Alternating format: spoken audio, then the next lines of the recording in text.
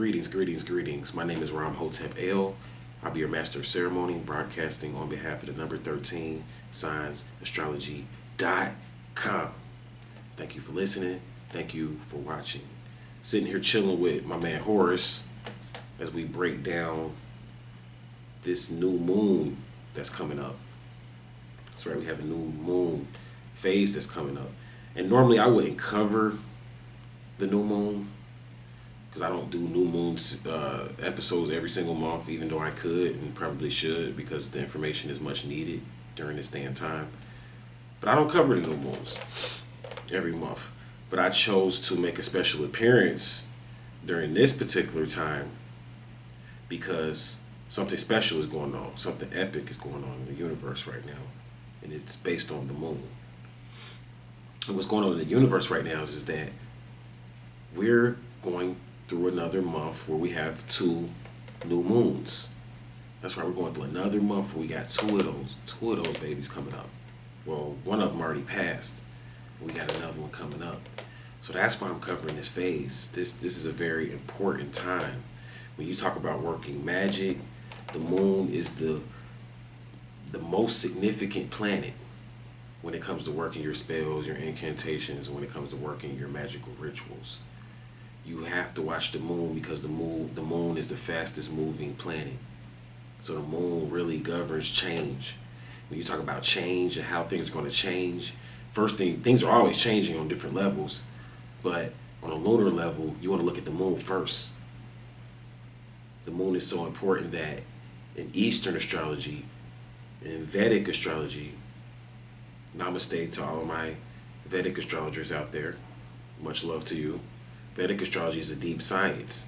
If I was to refer a person to an astrologer outside of myself, because I'm just that type of dude, I'm a cool dude, I don't put no big eyes and little U's on what I do because it's just a gift that I was given, like to be able to read this and do this and all of that. So I'm not trying to get people stuck on just me. So if I was to refer someone to another astrologer, it would be a Vedic astrologer. Why? Because the Vedic astrology is the closest version of astrology to 13 signs. Now they don't include the 13th sign, but that's changing because there are some Vedic astrologers out there that are getting into the 13th sign and including it. But overall, the Vedic astrology, the most significant part about it, and the thing I like the most about it is the remedies that they offer for the afflictions and different things that you have going on in your natal chart. So I started studying those things and I really got into them, understanding the remedies and different things you could do to heal different aspects. Because in astrology, you have sometimes your chart is not set up favorably, so you have to do a lot of like tweaking or working a lot of side rituals and implementing a lot of remedies. So this is the type of stuff that I offer people in my consultations. Like I offer you remedies, and any Vedic astrologer probably would too. So we try to offer remedies to remedy certain karmic blockages that one may have.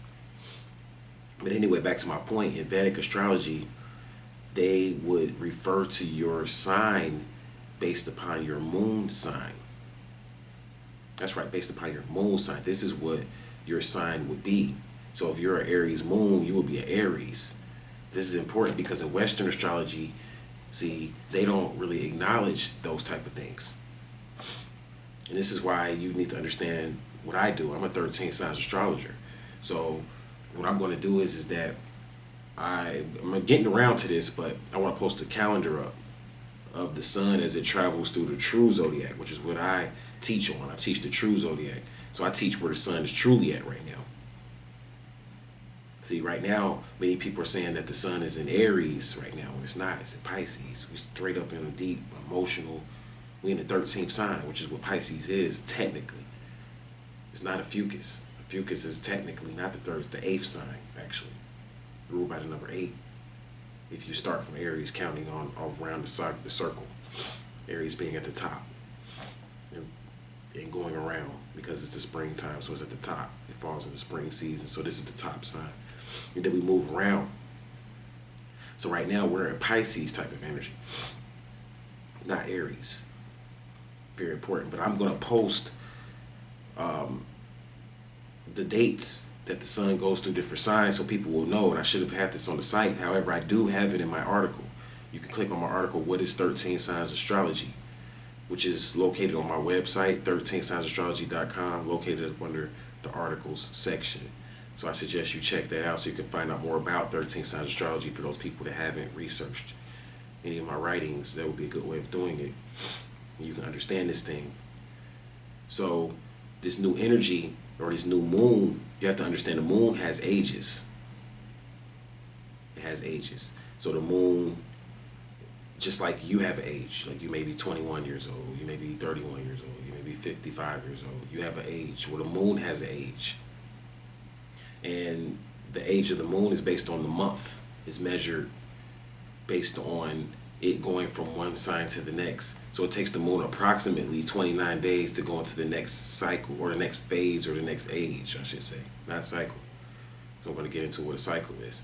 So the moon has ages. So we're in the fifth moon, or the fifth, and the moon is five today. Not 5 years old. It's just 5, meaning that it's really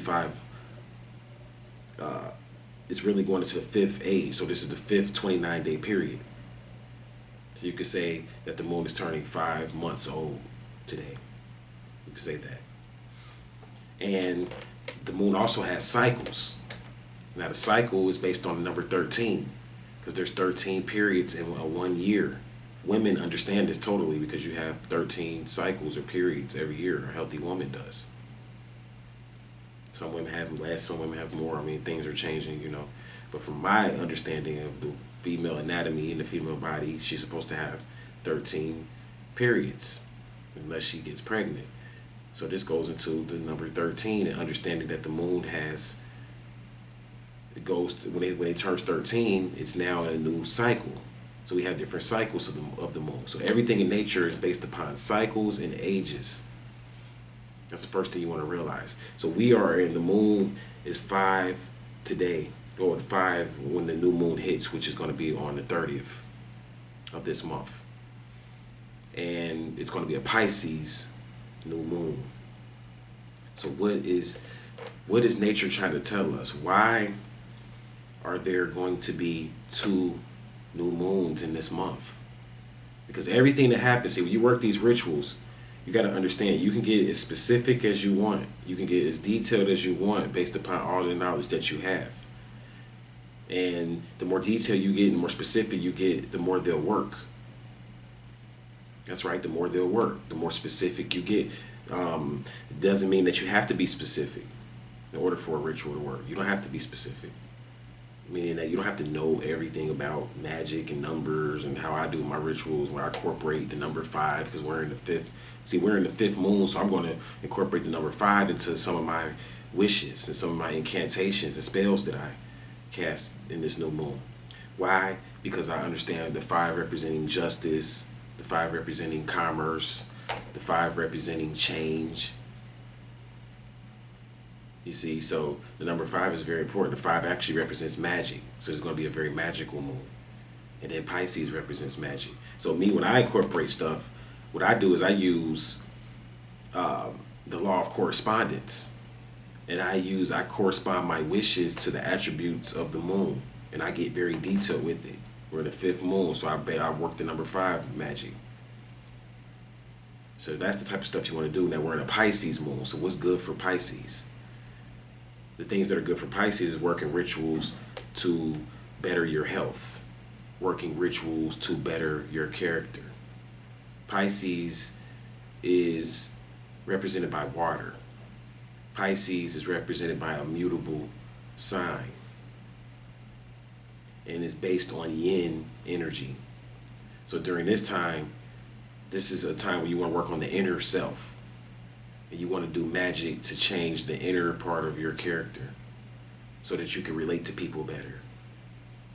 So that you're not as sensitive and you don't allow the outside world to change your mood as easy. So you need to you can build up discipline during Pisces. This is a good time to cleanse, to detox. You can work a detox ritual. So you don't always have to work money rituals during this time. So when you deal with a new moon in Pisces, you want to focus on the inner being, the self. That's what it's all about. You want to focus on the occult, the secrets of your nature. Pisces represents secrecy. So you want to analyze yourself, and you want to get to know yourself to a point where you understand secrets, and there's secrets in your character. What I mean by secrets is there's a way you can learn your nature and character to the point where you get any response out of yourself that you want based upon programming the subconscious mind. So you want to program the subconscious mind. And the subconscious mind is very programmable based upon colors, frequencies, tones, numbers, symbols, names. All of these things have a subconscious effect on your mind. So when you dream about things, you dream about them based upon the subconscious mind.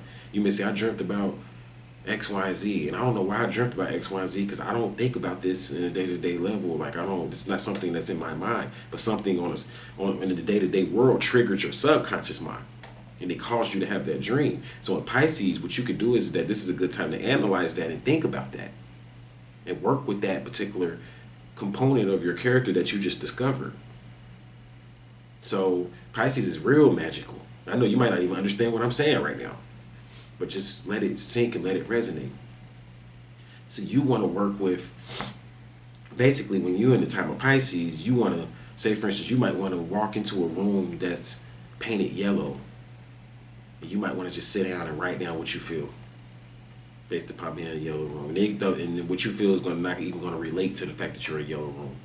Once you start writing and you start reading back what you write, you're going to look at it and be like, damn, stuff I wrote down doesn't even have anything to do with the color yellow.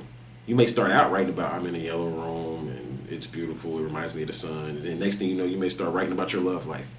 Why? Because the color yellow triggered those thoughts and those emotions. So during the time of Pisces, this is a good time to understand that part of your nature. How does the color green affect you on a magical level? So this is a good time to understand magic during this particular time. You may have a weight problem, dealing with the topic of health. And during the time of Pisces new moon, this is a good time to start something new that will counteract your health problem or your weight problem. So you may want to start a new workout regimen. You may want to start a new ritual. You may want to start a yoga class so you could release the weight. Not lose the weight, release the weight, as one of our great master teachers teaches us. So during this time of Pisces, this is a good time for that. It's a good time to immerse yourself in spirituality. It's a good time to do a spiritual bath, to go to the beach. Those particular people that live by the ocean, it's a good time for you to go by the ocean and just do some spiritual bathing, beloved. It's a good time to release things and negative attributes, because we're having these two new moons, and that's just the main point I want to hit. And I'm going to make another point and shut down. We're having these two new moons because of the fact that this is a 1 month. So this represents new beginning. So why are we having 2 new moons this month? Because it's letting us know that this month, even though it's a new beginning phase, the new moon was on the 1st of March around 5 a.m. And for some reason, we didn't get it. We didn't fit the bill. Nature is telling us that. So this is why nature gave us another chance. It gave us 2 new moons, because nature is so deep that in the mind of nature, it already knew we was going to fail. That's why it was going to be 2 new moons 20 years ago this month. So nature knew 20 years ago this month that we were going to try to begin something as humanity now. When I say we, I'm talking about humanity, because the new moon is for all of us. We were supposed to begin a new phase based on this new energy that we're in, and we didn't cut the bill. And it's a 1 month, which represents new beginnings. So now we're going to start over again on this next, which is on the 30th, on this next new moon. We get another chance to start over again. So now our new beginning is going to carry over into the mid-April. So that's what nature is showing us until the full moon. And why? Because during full moon, I'm going to do a video on this, so don't expect me to say too much here. But I'm just letting you know now so you can start researching it, that there's going to be an eclipse, a lunar eclipse, on the 15th of April, which is going to be very significant when you start talking about working these moon rituals. So this moon ritual is very important. You need to get your character right in this new moon ritual, because the planet is not going to get any better, y'all. Like, the planet is at war with everything and everybody that's at war with it. And there's nothing, I don't care how big of a superpower you are, I don't care if you're a billionaire, trillion, quad billionaire, you can't fight this energy. Because the planet is at war with all of us. The only thing that's going to counteract this energy is change. So this is why this new moon ritual is very important that you work on. And you could do, it could be anything you want it to be. When I say work a ritual, you don't have to build an elaborate altar to do this ritual. This is just character building. You may want to give up something. I've been tweeting about this a lot and putting it on Facebook about releasing something ever since the spring equinox ritual. We need to release things. Give up bad habits, whatever it is. Take up new habits. It's okay. Create a new habit during this time, but get your character right. Get your mind right. Understand your relationship with the occult and the unseen world and how things influence you, and figure out why you're seeing these numbers and about, well, I seen the number 11, I seen the number 33. What does that mean? You need to ask yourself that. The only thing I can tell you is what those numbers mean. I'm saying this for a reason because I get a lot of emails, and I'm not mad. People keep sending them. It's okay. Sometimes I answer them if I have time. Sometimes I don't. But the thing is that you, in reality, when you start getting into seeing these numbers and seeing certain animals, and you wondering why, Rob Hotep can't tell you why. I don't have the power to do that. As a spiritual teacher, I don't have the power to tell you why. I can only tell you about the attributes of those numbers and what those numbers mean on a spiritual realm, because they do mean things on a spiritual realm, but I can't tell you why you're seeing them. You have to apply the attributes to your life. I can give you ideas. So this is the time for you to figure all of that out during this particular new moon phase. Now we work with energy. We work with the energies of the new moon. Energy in general is worked with in several ways. And I'm going to talk about 3 ways that energy is worked with in a being. So when you write your new moon rituals, people want to know, how is this going to work for me? I'm about to break that down for you. Now, when you work a moon spell, you're putting out energy. You're going to experience energy coming back at you. So it creates a cyclic relationship with, every time you do a spell, it creates a new cycle. This is how you create a new cycle. And I'm going to do a video on cycles versus age, so I'll talk more about that. So when you do a spell, this is how you create a new cycle that keeps going on and on and on. That's why some rituals, you got to close them off. Certain ones, because they'll keep going on and on and on, which is beautiful for some of the good ones. That's why I work protection rituals, and they just keep working. I'm always protected. And every time, when I work my rituals to where every time someone attacks me, they get doubly attacked. They get attacked twofold because it's programmed in my aura. So when you do something to me, it may hurt me, but it's going to hurt you twice as bad because I have that program already. So it's not personal. It's not directed towards anybody or anything. It's just what it is. So energy has different effects. And I'm going to go into 3. Now, when you do your new moon ritual, it can have an impulsive effect, an impulsive effect, meaning that impulse is something sporadic, something that you experienced that you couldn't really figure out why. There's no reason behind it. It was just impulse. It's random.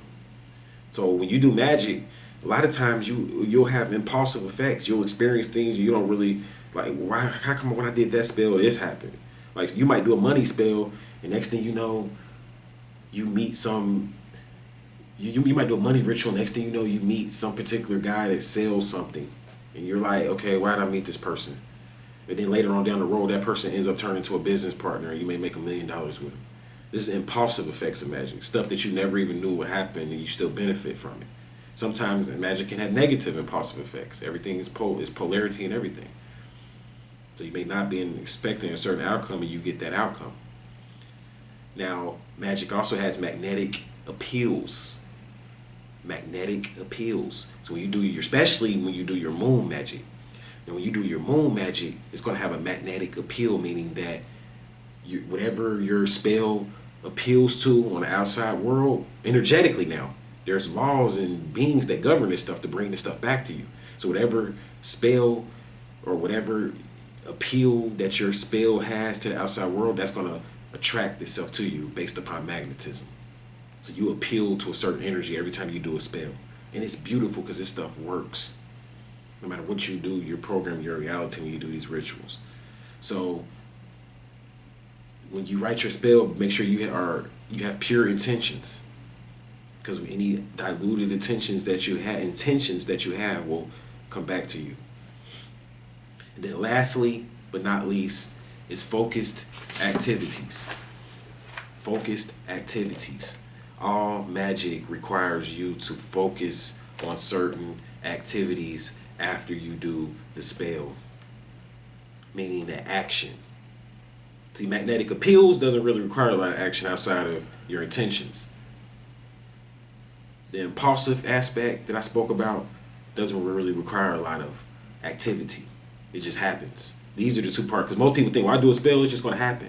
Yeah, it's two parts, three levels that I'm going into when you do a spell of how it works or how it plays out. But two parts of it is done without your effort.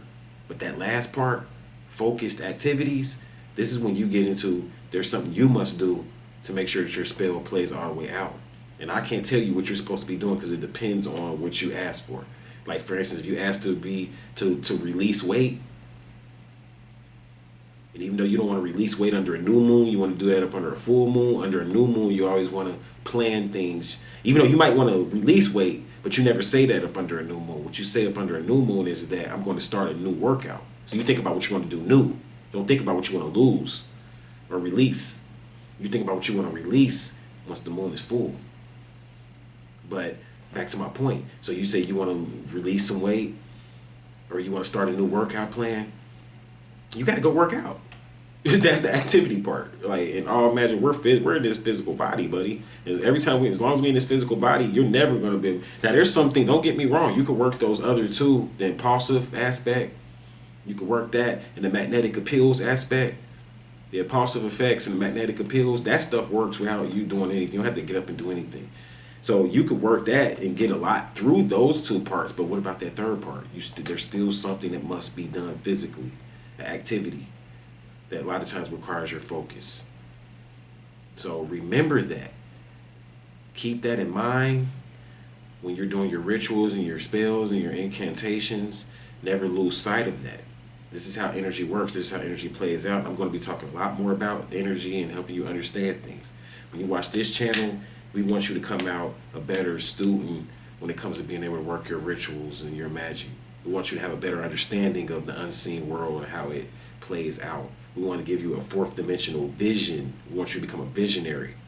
See, when you talk about, I have faith, I don't walk by sight, but I walk by faith. The fourth dimension is faith. You hear Christians say this all the time. We walk by, not by sight, but by faith. Well, if you're in the fourth dimension, you got a fourth dimensional vision. That's what faith is. Faith is basically when you can't see a thing, but you know that it's real. And there's a way to have faith, but still have facts in it, and still know that it's going to play itself out. Why? Because you have a fourth dimensional vision, and you see how things are playing out in the fourth dimension, and you know if they continue to play out this way, it's going to manifest for you the way that it's supposed to.